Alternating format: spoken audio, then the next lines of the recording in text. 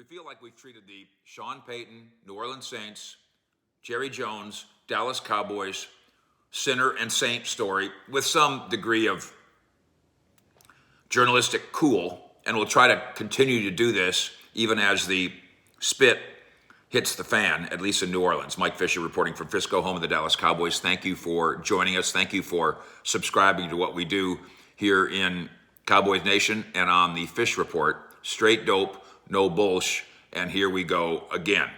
December of 2019, I reported that the Cowboys were working back channels to explore the availability of New Orleans Saints coach Sean Payton.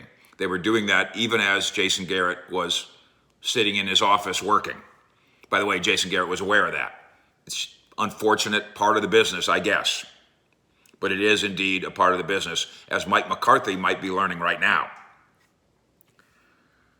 The Cowboys looked into Sean Payton in December of 2019. Now here comes the NFL Network report from our friend Ian Rappaport that suggests that the longtime Saints coach is taking some time off to consider quitting the team, maybe for a job in television. Ian adds that this is not specific to him trying to escape the Saints to go immediately to another team. Or I would add, just to be CYA, that's what Ian's sources are telling him. It would look bad for Sean Payton to be doing it any other way. It would look awful for Sean Payton to be saying, I'm really thinking about escaping the Saints so I can go to the Cowboys. That's not the message that he wants to send to New Orleans and those fans or the owner. That would create some level of bad blood that would offset so many of the good things that he's done there, not only with the football team, but certainly with the community as well. I believe they would elect him as mayor and maybe even governor if that's what he wanted. But there is understandably new speculation now because of the smoke and fire that we've talked about, and now with Rapp's report, that Payton's next step might actually to at least take Jerry Jones's call. Some facts.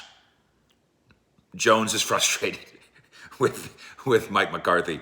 And by the way, also Jones is frustrated with Kellen Moore.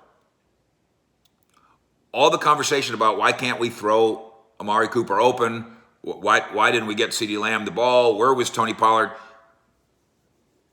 Jerry's talking about Kellen Moore too. The bloom is a little bit off the rose inside this building on Kellen. And the bloom is at least temporarily off the rose, certainly of Mike McCarthy as well, obviously.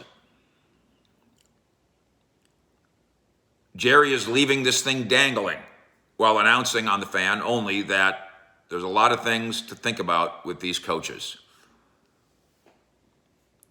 Jones, again, historically enamored with Payton, and Payton, I'm telling you, the former Cowboy staffer, is known to feel the same way about the Jones family, about the Cowboys, and about the Dallas area.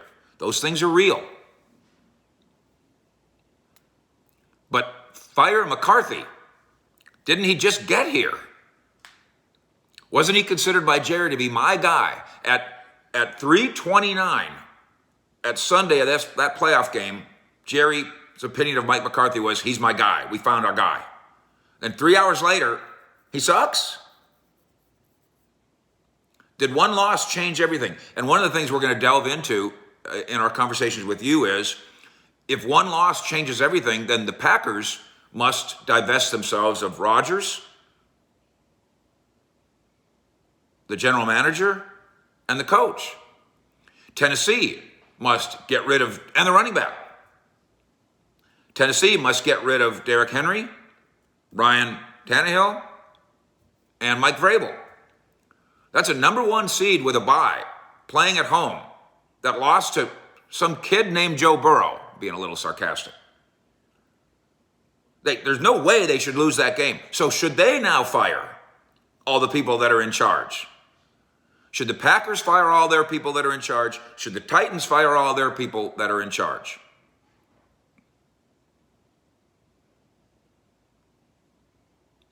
And we're going to have more games on Sunday and more opportunity to have the same conversation If the Rams lose to the Buccaneers and they are the underdog, then how do they then Matt Ryan sucks.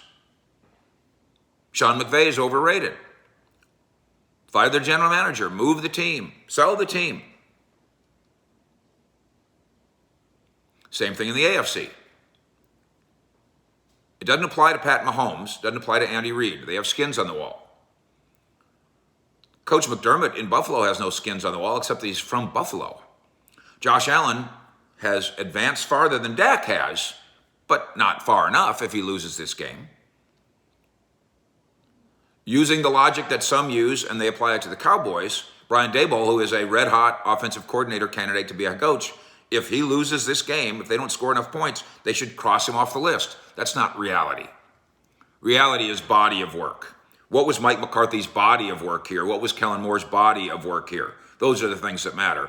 And when the ship was sinking, why is it that Dan Quinn gets to survive it? Why do we throw him a life raft? And we're throwing the other two guys overboard. Not really logical, not really fair. So I don't think one loss should change everything that you spent 2 years building. But I've said, echoing Michael Irvin, unless, and my list of 3 guys is Belichick, who Jerry mentioned, Sean Payton, who we've talked about a lot, and the ghost of Tom Landry. If any of those 3 guys come available, Jerry should fire Mike McCarthy. But is Sean Payton really available? I have suggested to you in this space often that someday, some way, Sean Payton will work for the Dallas Cowboys. Maybe it's when his contract is up after, I think it's 2020. He signed a 5-year contract. He's got a couple years left. Maybe it's after that. Maybe he retires from the Saints, is in TV for a year, and that frees him contractually to do the next thing. Maybe he's got to buy his way out of that. Maybe you got to trade for him. Maybe he'll be 80 and come here as a consultant. Someday Sean Payton will be working for the Joneses in Dallas.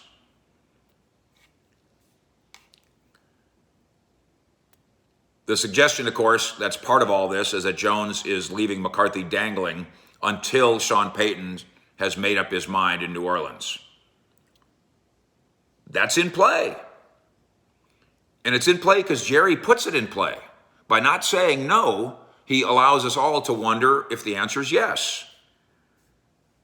It means Payton's got to trick his way out of New Orleans. It means the Cowboys probably got to trade for him. It means the Cowboys got to fire McCarthy, even though Stephen Jones said none of those things are happening. That's a lot of dangling and a lot of hoop.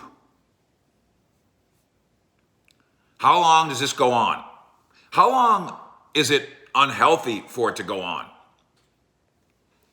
I think that, and I've said it to you in this forum before, one of the reasons that Jerry could be doing this with McCarthy is he wants the coach to understand, listen, Big Mike, your seat is hot. Innovate. Go. Get better. Don't make the same mistakes twice. It really irritates Jerry to hear about how they're going to work on penalties this offseason, when penalties have been a problem here for 20 weeks. That's an irritant, and I get it. It irritates some people to hear McCarthy admit that his team was nervous, and he's getting attacked for it. You know what Mike did wrong? Is he told us. It's not unusual for a team to be nervous before a playoff game. It's quite normal. He shouldn't have told us that. There's some things that get revealed after a team wins that shouldn't get revealed after a team loses. McCarthy shouldn't have been that honest. He should have recognized how that was going to come back on him, not to mention on the team leaders. What do you mean they're nervous? Isn't that your job to make them not nervous? He's now been roasted on that by everybody from Shaquille O'Neal to Charles Haley to Rex Ryan to Troy Aikman to me. But my roasting of McCarthy isn't that his players were nervous. My roasting is that you didn't take the nervous energy and funnel it, and then when you failed, you were foolish enough to be naked in front of America and tell them the story. There's all sorts of stories that go on about what teams do before a game.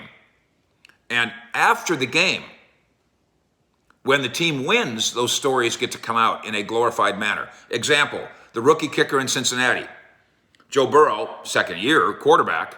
They're going to the AFC Championship game. They got to kick a 52-yard field goal with 1 second left to do it. And as he's loosening up, the rookie kicker is strutting around going, well, I guess we're going to the AFC Championship game. Before the kick, Joe Burrow tells this story. It's a great story. Had Cincinnati lost, you would have never heard that story. That's McCarthy's mistake. You don't tell these stories after a loss. They come back to haunt you. If they lost and Joe Burrow told that story, that kicker looked like a moron. That's Big Mike's mistake. More than any coaching errors, because his coaching errors are mostly the same as everybody else's coaching errors.